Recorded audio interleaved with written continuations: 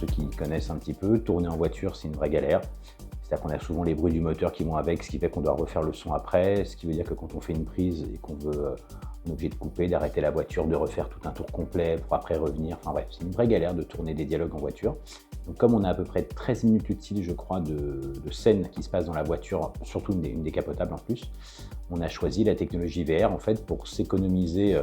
déjà du temps en post-production pour ne pas avoir à faire toutes les scènes et surtout pour que les comédiens soient à l'aise pour refaire autant de prises qu'ils veulent. Alors que quand on tourne pour de vrai en voiture, comme je vous dis, je sais pas, entre chaque prise, il va s'écouler au moins 10 minutes, enfin, on va perdre beaucoup de temps. Donc voilà, c'était pour qu'ils soient à l'aise et comme maintenant les rendus sont parfaits,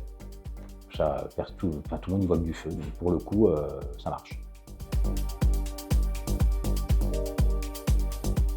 Du coup, nous, on a été prendre les images en amont, parce qu'il y a plusieurs méthodes, parfois ça va être de la 3D, là pour le coup c'était des plates qu'il fallait tourner avant, donc le défi c'est d'aller tourner les plates au bon endroit, c'est-à-dire que pour qu'on puisse nous reproduire après coup la lumière sur le plateau, qui soit raccord avec le fond, et entre nous c'était pas d'une difficulté monstrueuse.